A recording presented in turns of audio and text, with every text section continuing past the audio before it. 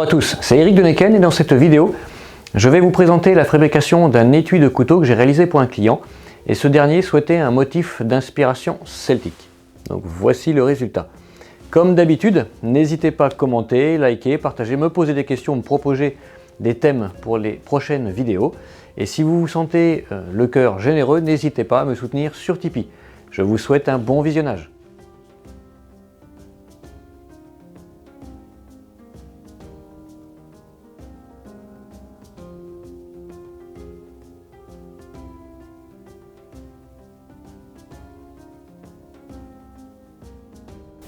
Petite astuce pour la coupe, comme ici j'ai des courbes assez fermées, je vais simplement utiliser un emporte-pièce rond pour préparer ma coupe. Je vais taper ici, taper de l'autre côté, j'ai une autre petite courbe en face.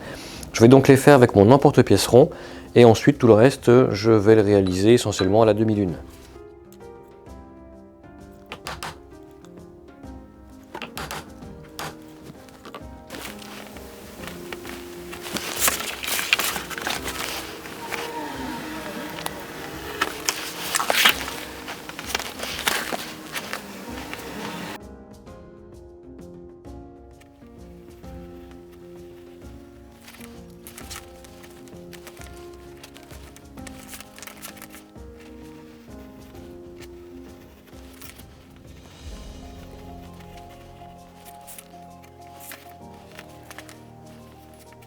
Je vais réaliser ici un petit trou à l'emporte-pièce rond pour limiter le déchirement, car ici mon étui va simplement se plier en deux, mais ça pourrait engendrer un petit déchirement parce que je finis vraiment en pointe.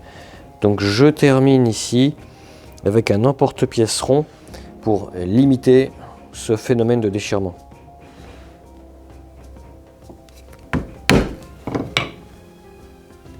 Encore une petite astuce ici pour gagner du temps au niveau de la découpe de mon martyr. Donc là j'avais ma pièce principale de mon étui. Sur un côté je présente donc mon compas pointe sèche que j'ai réglé ici sur 8 mm de large, qui est la taille de mon martyr. Je me mets en parallèle et voici mon martyr. Donc j'ai juste à faire une coupe supplémentaire et mon martyr va tomber tout seul.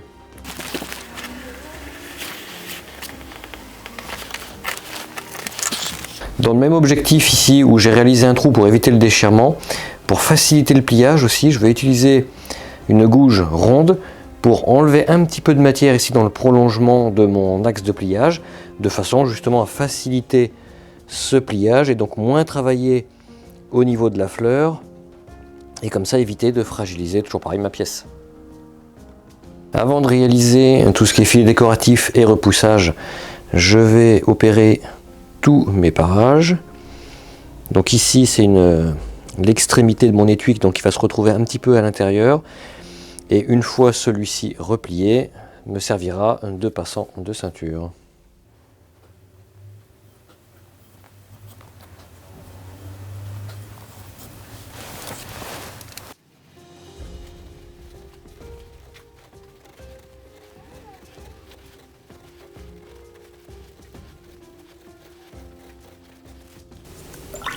Je vais maintenant humidifier mon cuir afin de faire mes filets décoratifs, mes guides de couture et ensuite de réaliser mon repoussage.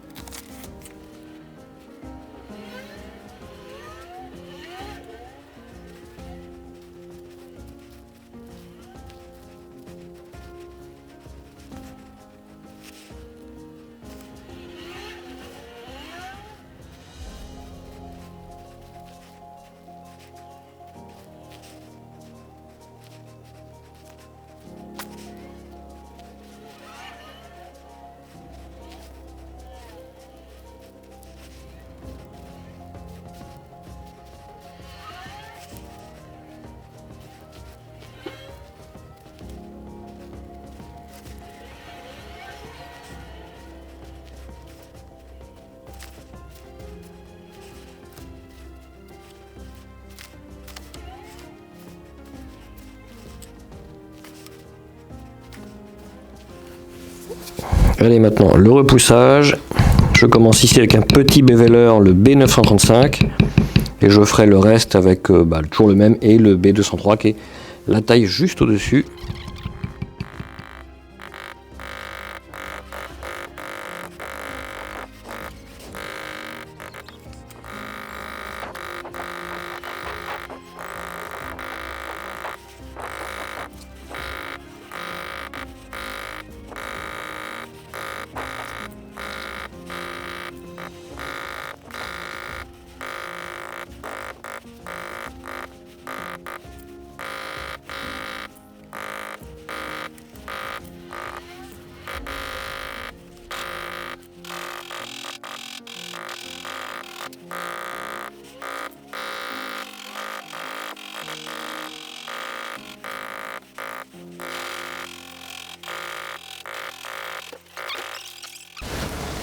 J'ai terminé de repousser le motif. Ici, dans tous les angles, j'ai joué avec un bévelleur triangle de façon à justement bien marquer tous ces angles, et je l'ai également fait un petit peu à l'extérieur ici. Alors autant là, j'ai utilisé un bévelleur triangle strié, et à l'extérieur, un bévelleur triangle lisse. J'aborde maintenant la phase teinture. Donc ici, le client souhaitait que les creux au sein du repoussage restent naturels. Donc je vais attaquer directement au chiffon avec un petit peu de teinture. Ici, un brin cajou que j'ai dilué à 50%. Donc je vais essayer de ne toucher que les reliefs, et puis après derrière, dans toute la zone lisse, je travaillerai directement éponge et chiffon.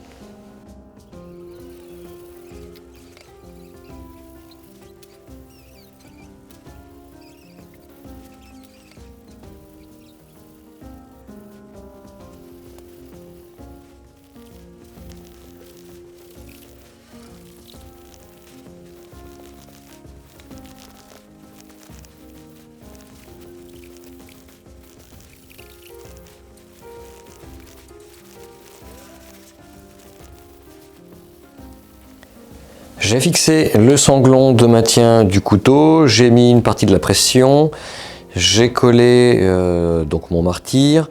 Ici, je vais mettre en place donc ce qui va constituer mon passant de ceinture. Je vais ensuite recoller mon martyr, refermer tout ça.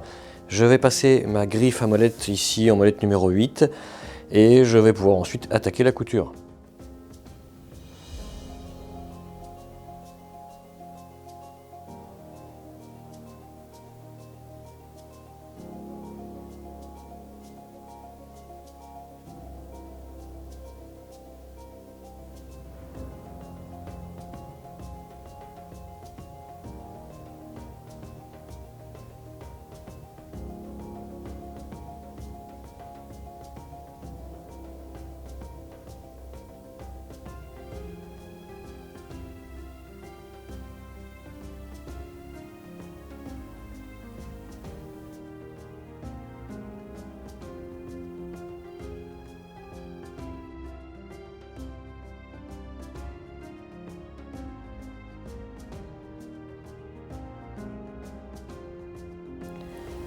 La couture est maintenant terminée, elle a bien sûr été tapée au marteau-ivoire. J'ai ensuite réalisé un ponçage des tranches, jet à bas carré, bien sûr teinture, gomme arabique et asticage. Juste au moment de la couture, j'en avais profité pour mettre un rivet à mater, de façon à ce que la lame en rentrant ne vienne pas sectionner le fil, comme ça viendra faire un guide pour rentrer la lame et éviter donc de couper ma couture. J'ai retaillé mon petit sanglon qui était un peu long, bien sûr refait les tranches également ici, posé cette partie de la pression, et voilà, maintenant l'étui est terminé.